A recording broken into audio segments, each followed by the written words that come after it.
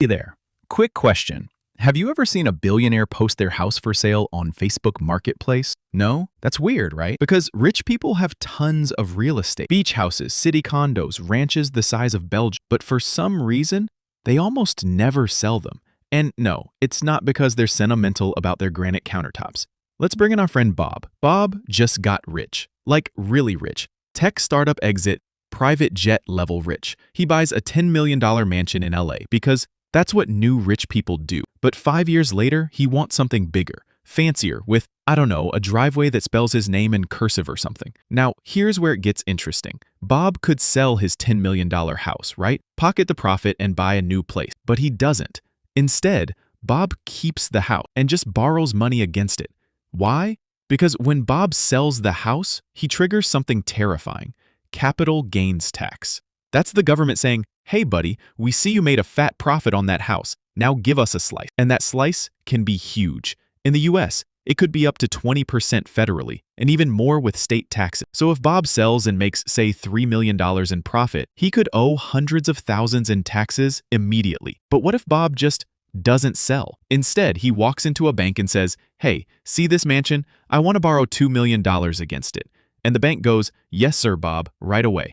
Because banks love lending to people with expensive houses. And here's the genius part. Borrowed money isn't taxed. That's right.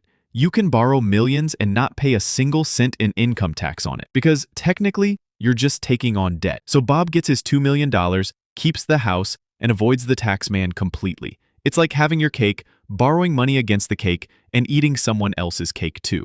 Now multiply this trick across multiple properties.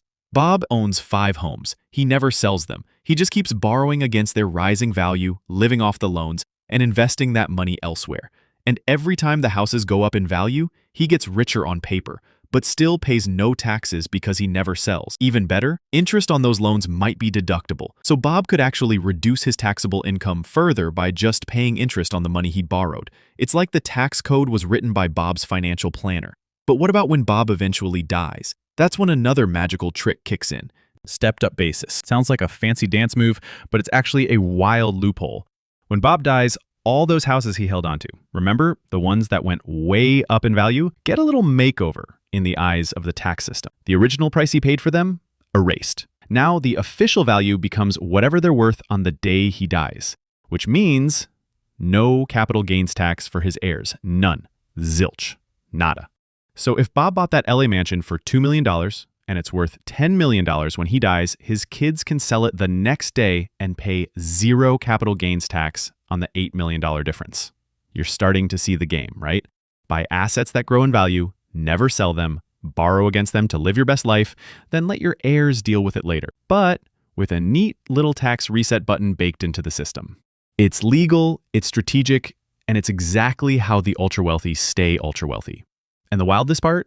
This isn't some secret hack whispered in private clubs. It's just how the rules work. Regular people sell their homes, pay taxes, and move on. But rich folks, they treat real estate like a golden piggy bank they never have to smash. And the banks, they're totally on board because they're making interest on all those loans. It's like everyone's winning except the tax collector. So, in conclusion, rich people don't sell their houses because selling triggers taxes. Instead, they borrow against them, live off that money tax-free, and pass the property down with a tax reset after death. It's not shady. It's just clever use of the rules. If this stuff blows your mind and you want me to explain more of these hidden money moves, please like and subscribe. Thanks for watching.